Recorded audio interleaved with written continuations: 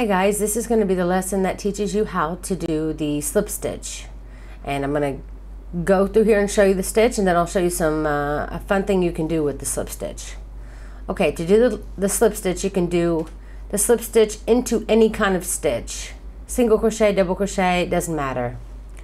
All you do is you go under the stitch, grab some yarn, pull it through the stitch itself and the loop that's on your hook. So you're gonna have to pull through everything. So there's the stitch, there's the loop. Then you do the same thing, you go into the next stitch, then you're gonna pull this loop through the stitch and the loop on your hook.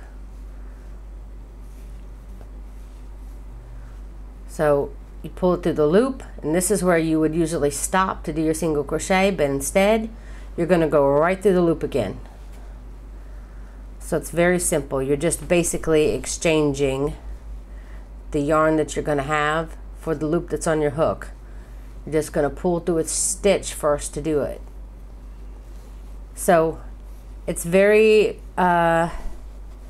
nice to know the slip stitch for a couple of reasons. One, let me see. Grab some yarn here. One is because when you join a new color, sometimes, especially if you're going to be attaching it somewhere else, you can go right into the stitch itself and then grab your yarn, pull through the stitch, which attaches the yarn to the piece you're working on, and then go ahead and slip stitch it. Continue the slip stitch to pull through your loop, and now you've got your yarn attached. And then if you're doing the single crochet, you can just chain one, or if you're doing the double crochet, you'll want to chain two, and then you can just continue on with your color. So slip stitch is very good for adding a color if you want. Another thing you can do with the slip stitch is when you're about to end a row, you can just slip stitch in the very last stitch, is usually what they tell you to do. Then you'll chain one, and then you can cut your yarn, and then it'll be the end of your project. So you'll be doing a lot of slip stitch, chain one, cut your yarn to end a row, or I should say to end a project. Let me move that out of the way. Okay, now I wanted to show you something really cool about the slip stitch that you may not know. Well, you probably don't. This is a beginner video. You'll slip stitch. When you slip stitch, you're creating kind of a side stitch, and I'm going to show you the difference. If you look, this is the regular look of the stitch that I taught you in a previous video, how it has two sections, a front and a back loop.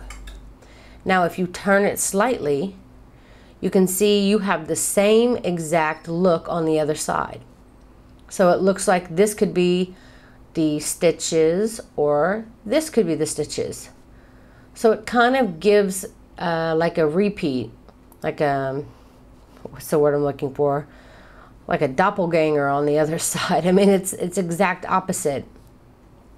And because it does this, you can really add like a nice look to your project, because it gives it a nice finish. So instead of like maybe just to end your blanket using a bunch of single crochets, you want to have a nice border on the end, you could use slip stitches to end, to make the border.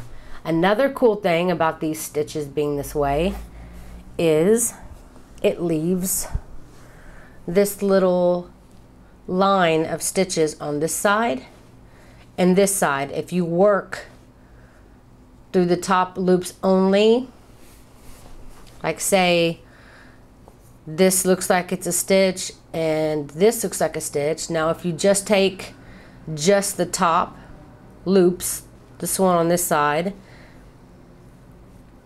now you have two loops on your hook, but it's actually like what looks like the back loop on this one and the front loop, or I should say the back loop on this one and the front loop on this one. It's It's basically like the two back loops actually, because if you look at it this way, there's a front loop, there's the front loop. So it's like you can grab both those back loops and now you can work into those just like this. And when you do that, you're going to leave a line of these front loops on this side and a line of the front loops on this side, which is exactly what this is. If you can see, this line here is just the front loops on this side, and on the back it's just the front loops on this side. And what you can do with those front loops as you continue to, you know, single crochet back and forth, it'll leave this open where you can then attach a color to it and like add a nice ruffle or something like that to it. And it won't disturb your single crochets at all because you were working under two loops.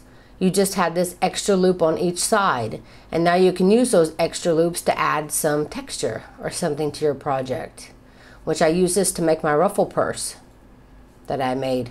But you can use it to like make a baby diaper cover or whatever, and you can do it on both sides or you can just do it on one side.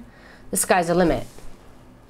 So it's very, very cool, the single crochet. I mean the slip stitch. You can use it in many different ways,